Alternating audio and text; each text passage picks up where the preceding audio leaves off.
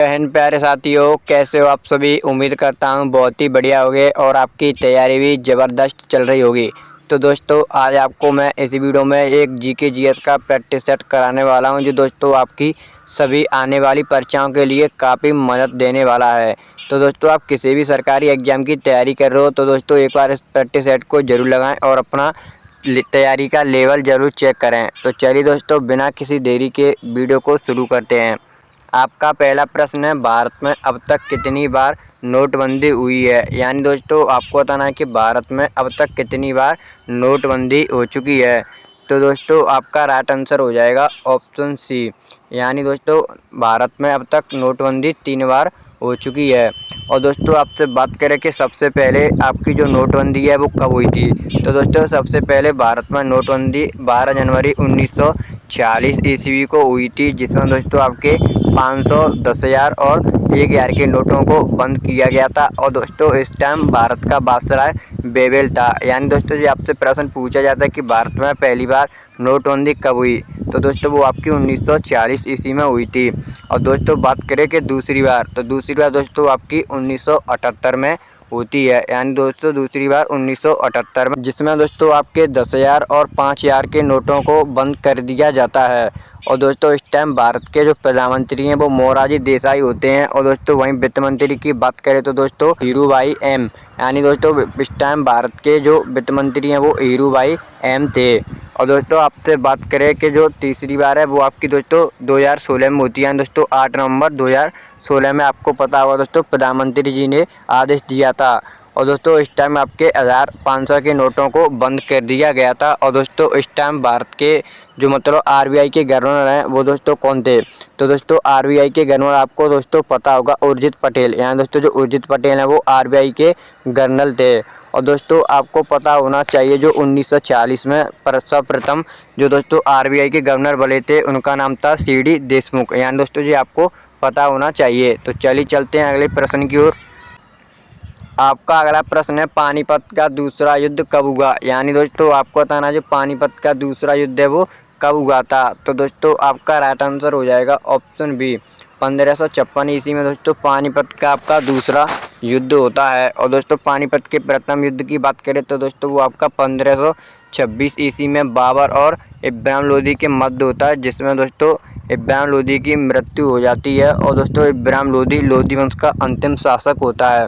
और आपसे पूछा जाए कि दोस्तों जो लोदी वंश है इसकी स्थापना, तो दोस्तों लोदी वंश की स्थापना आपको पता होगा बेलोर लोदी ने की थी। और दोस्तों पानीपत का आपका तृतीय युद्ध 1761 ईस्वी में होता है। यानी दोस्तों 1761 ईस्वी में पानीपत का तृतीय युद्ध। और दोस्तों वहीं में आपसे बात करें 1576 में, तो दोस्तों इस टाइम आपको पता होगा हल्दी घाटी का युद्ध हुआ था अकबर और महाराणा प्रताप के बीच। और दोस्तों 1757, ये दोस्तों आपसे ऐसे युद्ध हैं जो पूछे जा सकते हैं। 1757 दोस्तों आपका पता होगा जो प्लासी का युद्ध है वो होता है 1757 ईस्वी को। आपका अगला प्रश्न है, सन 1946 ईस्वी में भारत की संविधान सभा के अध्यक्ष कौन थे। यानी दोस्तों आपको बताना है जो 1940 ईस्वी में भारत की जो संविधान सभा थी उस टाइम भारत के मतलब संविधान सभा के अध्यक्ष कौन थे। तो दोस्तों आपका राइट आंसर होगा डॉक्टर राजेंद्र प्रसाद। यानी दोस्तों ऑप्शन बी। अगर दोस्तों आप ये सोच रहे होगे कि सच्चिदानंद सिन्हा भी तो बने थे, तो दोस्तों जो सच्चिदानंद सिन्हा है वो पहली संविधान सभा में अध्यक्ष बने थे, जो आपकी दोस्तों 9 दिसंबर 1940 ईस्वी को होती है। और ये डॉक्टर राजेंद्र प्रसाद जी दोस्तों आपके सेकेंड संविधान सभा में बने थे, जो दोस्तों आपकी 11 दिसंबर 1940 को शुरू हुई थी। यानी दोस्तों जो आपको ऑप्शन नहीं दिख रहा है सच्चिदानंद सिन्हा, तो दोस्तों आपको डॉक्टर राजेंद्र प्रसाद ही लगाना है। और दोस्तों वहीं बात करें डॉक्टर राजेंद्र प्रसाद, तो दोस्तों आपको पता होगा ये भारत के पहले राष्ट्रपति थे और इन्हें दोस्तों राष्ट्रध्वज समिति का अध्यक्ष भी रह चुके थे। ये दोस्तों जो राष्ट्रध्वज समिति थी उसके अध्यक्ष। और दोस्तों वहीं आपसे बात करें जो संविधान सभा के उपाध्यक्ष, यानी दोस्तों संविधान सभा के उपाध्यक्ष कौन थे, तो वे दोस्तों आपके थे एच सी मुखर्जी। यानी दोस्तों संविधान सभा के उपाध्यक्ष। वहीं पे दोस्तों आपको ये भी पता होगा जो सरदार वल्लभ भाई पटेल हैं, इनकी दोस्तों एक मूर्ति बनी हुई है स्टैचू ऑफ यूनिटी, जो दोस्तों आपकी अहमदाबाद शहर में बनी हुई है। और दोस्तों भीमराव अम्बेडकर के बारे में तो आपको पता होगा दोस्तों, इन्हें भारतीय संविधान का पिता कहा जाता है। और दोस्तों पीटी नेहरू हैं दोस्तों, जवाहरलाल नेहरू हैं, इन्हें आपको दोस्तों पता होगा, इन्होंने ही जो प्रस्तावना है उनका दोस्तों उद्देश्य संकल्प दोस्तों संविधान सभा में पेश किया था, जिसे दोस्तों कब अपनाया गया था, तो दोस्तों जिसे आपको पता होगा 22 जनवरी 1947 ईस्वी को संविधान सभा द्वारा अपनाया गया था, वही जाकर दोस्तों प्रस्तावना कहलाई। ये दोस्तों आपसे प्रश्न पूछा जाता है। और इन्होंने दोस्तों पेश कब किया था, तो दोस्तों आपको पता होगा इन्होंने पेश 1946 ईस्वी में किया था। आपका अगला प्रश्न है, कौन सी पुस्तक सरोजिनी नायडू द्वारा नहीं लिखी गई है। यानी दोस्तों आपको बताना है कि जो कौन सी पुस्तक है इनमें से जो सरोजिनी नायडू द्वारा नहीं लिखी गई है। तो दोस्तों आपका राइट आंसर होगा option C, the golden bird. यानी दोस्तों जो द गोल्डन बर्ड है वो आपको पता होगा, ये एक मालिक के 3 बेटे होते हैं जो दोस्तों एक सुनहरे पक्षी की खोज में निकलते हैं। ये दोस्तों इसके ऊपर आधारित एक सुनहरे पक्षी के ऊपर दोस्तों आप नाम सही देख रहे होंगे कि द गोल्डन बर्ड। और दोस्तों चलिए मैं ये भी आपको बता देता हूँ जो सरोजिनी नायडू है इन्होंने कौन कौन सी पुस्तक कब लिखी हैं। तो दोस्तों वहीं आपसे बात करें द गोल्डन थ्रेशोल्ड, यानी दोस्तों जो द गोल्डन थ्रेशोल्ड है ये इन्होंने 1905 में इनकी प्रकाशित होती है सरोजिनी नायडू की पुस्तक। और दोस्तों बात करें द वर्ल्ड ऑफ टाइम, तो दोस्तों ये आपकी 1912 में, यानी दोस्तों ये आपसे पूछ लिया जाता है, ऑप्शन में आपको दिए जाएंगे कि जो सरोजिनी नायडू की पुस्तक है द वर्ल्ड ऑफ टाइम वो कब प्रकाशित होती है। तो दोस्तों आपकी 1912 में होती है। और वहीं बात करें और द ब्रोकन विंग, तो ये दोस्तों आपकी 1917 में। तो दोस्तों ये आपको जानकारी अच्छी लगी हो तो वीडियो को लाइक जरूर कर देना है। आपका अगला प्रश्न है, 2014 में भारत में नोबेल शांति पुरस्कार किसने प्राप्त किया। यानी दोस्तों आपको बताना 2014 में जो भारत में नोबेल शांति पुरस्कार है वो किसे दिया गया है। तो आपका राइट आंसर होगा दोस्तों ऑप्शन बी, कैलाश सत्यार्थी। यानी दोस्तों जो कैलाश सत्यार्थी हैं इन्हें 2014 में नोबेल शांति पुरस्कार से सम्मानित किया गया है। और दोस्तों वहीं आपसे बात करें जो नोबेल पुरस्कार है वो सर्वप्रथम दोस्तों कब दिया गया था, तो वो दोस्तों आपका 1901 ईस्वी में दिया गया था। और दोस्तों आप ये सोच रहे होंगे कि इसका नाम नोबेल पुरस्कार क्यों है, तो दोस्तों मैं आपको बता देता हूँ जो दोस्तों आपके वैज्ञानिक थे अल्फ्रेड नोबेल, यहाँ दोस्तों इनके नाम पर रखा गया है। अल्फ्रेड नोबेल के नाम पर दोस्तों इन्होंने डायनामाइट की खोज की थी। यहाँ दोस्तों जो अल्फ्रेड नोबेल है इन्होंने डायनामाइट की खोज की थी। तो चलिए चलते हैं अगले प्रश्न की ओर। आपका अगला प्रश्न है, भारत में राष्ट्रीय दूध दिवस कब मनाया जाता है। यानी दोस्तों आपको बताना है जो भारत में राष्ट्रीय दूध दिवस है वो किस महीने या कब मनाया जाता है।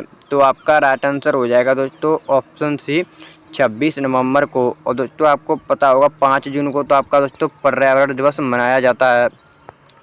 क्या मनाया जाता है तो पर्यावरण दिवस।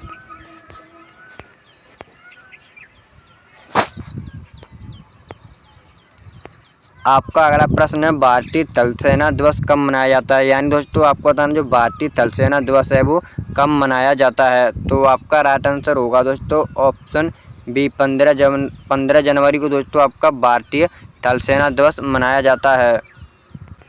आपका अगला प्रश्न है, विश्व क्षय रोग यहाँ दोस्तों टीबी दिवस है वो किस तिथि को मनाया जाता है। यानी दोस्तों आपको बताना जो विश्व क्षय रोग टीबी दिवस है वो कब मनाया जाता है। तो आपका राइट आंसर हो जाएगा दोस्तों ऑप्शन डी, 24 मार्च को दोस्तों आपका टीबी या विश्व क्षय रोग दिवस मनाया जाता है। आपका अगला प्रश्न है, किस राज्य ने अपना दोस्तों 22 मार्च को स्थापना दिवस मनाया है। यानी दोस्तों आपको बताना है कि किस राज्य ने 22 मार्च को अपना स्थापना दिवस मनाया है। तो आपका राइट आंसर होगा दोस्तों ऑप्शन ए, बिहार। यानी दोस्तों बिहार राज्य ने अपना स्थापना दिवस 22 मार्च को मनाया है।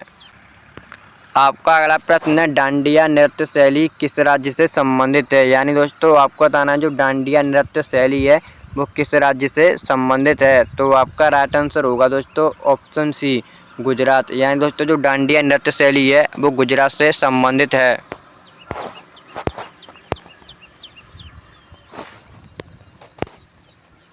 आपका अगला प्रश्न है, बिरजू महाराज किस नृत्य से संबंधित हैं। यानी दोस्तों आपको बताना जो बिरजू महाराज हैं वो किस नृत्य से संबंध रखते हैं। तो आपका राइट आंसर हो जाएगा दोस्तों ऑप्शन सी, कथक। यानी दोस्तों जो बिरजू महाराज जी हैं वो कथक नृत्य शैली से संबंधित हैं।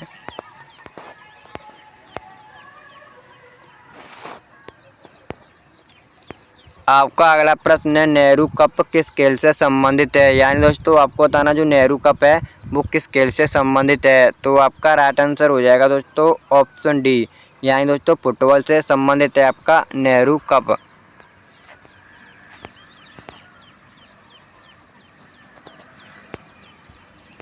आपका अगला प्रश्न है, धातु में विद्युत धारा किससे प्रभावित होती है। यानी दोस्तों आपको बताना है धातु में विद्युत धारा किससे प्रभावित होती है। तो आपका राइट आंसर होगा दोस्तों ऑप्शन बी, इलेक्ट्रॉन। यानी दोस्तों धातु में जो विद्युत धारा है वो इलेक्ट्रॉन द्वारा प्रभावित होती है। तो दोस्तों आज की वीडियो हमारी यहीं पर समाप्त होती है। अगर आपको वीडियो अच्छी लगी हो तो वीडियो को लाइक और दोस्तों चैनल को सब्सक्राइब जरूर कर लेना है। तो चलिए मिलते हैं दोस्तों अगली वीडियो में। जय हिंद, जय भारत।